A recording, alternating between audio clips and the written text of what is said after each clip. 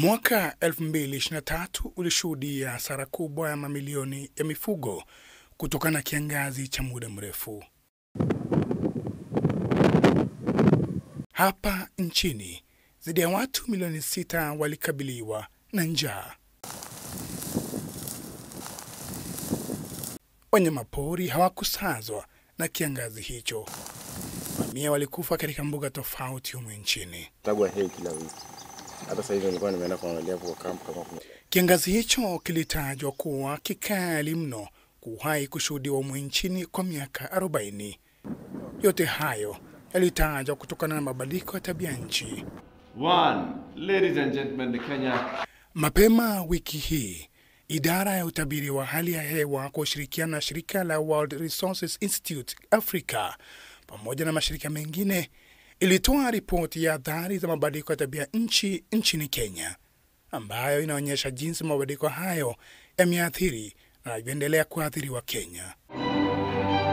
Ripoti hiyo inaonyesha maeneo matatu yaliyoathirika zaidi, ambayo ni ongezeko la joto, kiangazi na mvua kubwa. I want to urge all of us to prioritize for equity and inclusivity in our climate actions.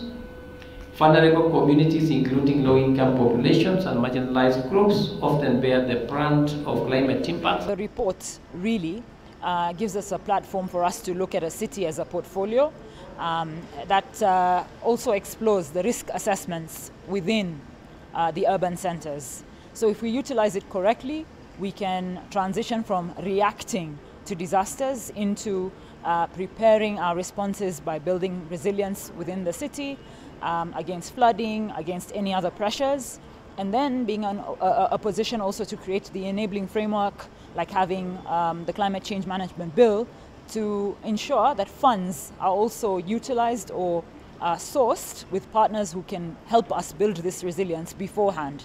Baada ya kiangazi mwaka jana, kulishuhudiwa mvua kubwa ambayo ilisababisha mafuriko yaliyoathiri pakubwa maisha ya watu mijini na mashambani.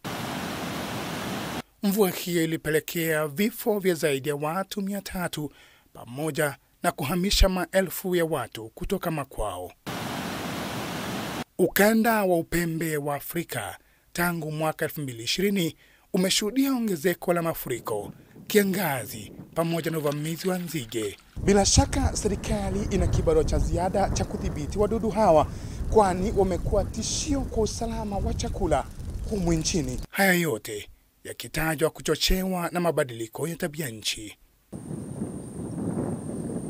Sekta ya kilimo ambayo huajiri zaidi ya 40% ya watu walio na uwezo wa kufanya kazi imeathiriwa sana na mabadiliko ya tabia nchi, na kulingana na ripoti hiyo, kilimo cha ngano kitashuka kwa 15% ifikiapo mwaka 2050 kutokana na mabadiliko hayo.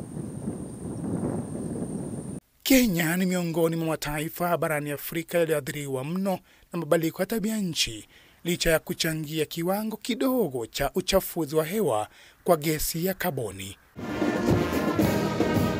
Mataifa ya Afrika yamekuwa yakisukuma mataifa yaliyostawi na ambayo huchangia pakubwa uchafuzi wa hewa kutoa fedha za kukabiliana na mabadiliko ya tabia nchi kwa mataifa yanayostawi, ila mataifa hayo, licha ya mazungumzo kwenye makongamano ya kimataifa kuhusu mabadiliko ya tabia nchi tangu mwaka 1995 hadi sasa, enough of killing ourselves with carbon, yamekuwa yakicheza kamari ya kutowajibika. Pleased to announce today, alongside the European Union and Germany, a $500 million package to finance and facilitate Egypt's transition to clean energy. Historical polluters need to move away because we share the climate space. They have made it difficult for Africa. They need to be responsible enough and move away fast so that Africa can be able to prosper, because climate impacts are really rolling back the gains that we made in Africa in terms of development. Huku safari ya kongamano la 29 la kimataifa kuhusu mabadiliko ya tabia nchi